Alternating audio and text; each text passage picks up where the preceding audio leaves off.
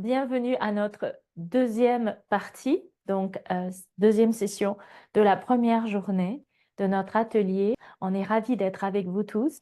On va d'abord commencer par parler de l'année du serpent de bois et expliquer à quoi s'attendre dans une année qui est une année où l'animal totem dans l'astrologie chinoise est le serpent de bois. Donc, quelles sont les choses que ce serpent de bois va nous montrer? Alors, il faut réaliser que dans les enseignements anciens, traditionnels taoïstes, et aussi l'astrologie chinoise, qui est très ancienne également, comme on a l'astrologie en Occident, eh bien, chaque animal, chaque année correspond à un animal, vous l'avez compris, et chaque animal est aussi associé à un des 5 éléments. Donc, l'année 2025, c'est l'année de l'animal serpent et de l'élément bois, donc ça donne l'année du serpent de bois. Comme vous l'avez compris, dans les 5 éléments, donc pour l'animal serpent, en fonction de s'il est de bois, de feu, de terre, de métal ou d'eau, ça change l'année. Ça change la nature de l'année. Ça va aussi changer la transformation qu'on va vivre. Donc, ce que je voudrais voir avec vous pour vous préparer et qu'on se prépare aussi ensemble pour l'année 2025, donc c'est toute une recherche que j'ai eu le plaisir de faire cette semaine, c'est expliquer à quoi s'attendre quand on marche sur notre chemin de Shulien et qu'on traverse l'année du serpent de bois. Alors, donc c'est l'année du serpent et on va regarder donc les caractéristiques de cet animal et en fait ce qui va se passer pour nous, ça va être le fait qu'on va devoir développer ces qualités-là en 2025. Alors voici ce qu'on sait et ce qu'on apprend de l'année du serpent. Premièrement, le serpent, c'est un animal dans l'astrologie chinoise qui est un animal intelligent, qui est opportuniste, qui est réfléchi. Donc, il est intelligent, donc il réfléchit. Opportuniste, il sait saisir les fenêtres quand elles s'ouvrent pour lui. Réfléchit, il ne fait pas une action sans réfléchir. Il regarde bien la situation et après, il prend sa décision. Trouve des solutions, c'est-à-dire qu'il arrive à se débrouiller, à trouver, donc contourner les problèmes et arriver à ses fins en fonction des obstacles devant lui.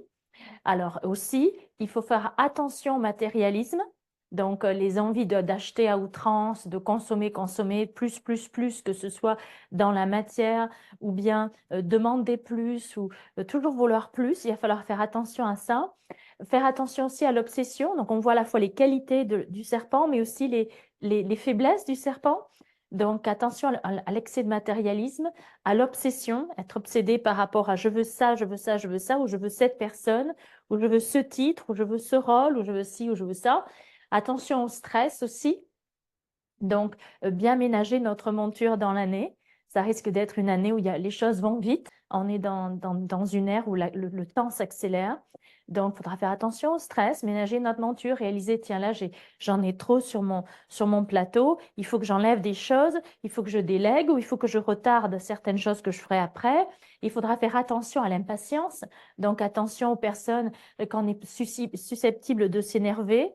Donc, ça va être une année qui va nous permettre de purifier, de transformer ces faiblesses en nous. Alors, l'astrologie chinoise nous dit la chose suivante. Donc, en termes de traits de personnalité, donc les serpents ne se plongent pas dans les situations, c'est-à-dire ils se disent pas j'y vais. Par exemple, le chien, il est plus bon, allez, je fonce, après je verrai. Le chat est plus réfléchi. Le serpent est un peu comme le chat, il regarde et il va avancer que si c'est sans danger ou si ça vaut la peine. C'est-à-dire, il a vraiment faim, il a vraiment soif ou il a vraiment envie d'y aller. Donc, en termes d'avancer dans notre année, ça va être, il y aura pleines d'opportunités pour nous. Il va falloir faire attention à ça, ne pas aller trop vite. Donc, il va falloir un peu prendre du recul et pas foncer sans réfléchir, sinon on pourra avoir des pertes d'énergie. Deuxièmement, les serpents, pour obtenir ce qu'ils veulent, ils prennent des risques. Hein. Donc, il ne sait pas resté dans sa grotte comme dans sa petite cachette et tranquille et rien, pas sortir chez soi. Non, c'est de prendre des risques, aller vers l'extérieur. Les serpents, ils aiment les choses matérielles par-dessus tout. Donc, on va nous aussi, dans cette année, probablement être très stimulé au niveau de la matérialité. Pour la santé, le serpent, il aime la tranquillité. Donc, ça va être une année où on va avoir envie d'être en paix, tranquille chez nous à la maison. On veut le calme, on va vouloir la paix. Donc, ça, c'est l'année du serpent de bois.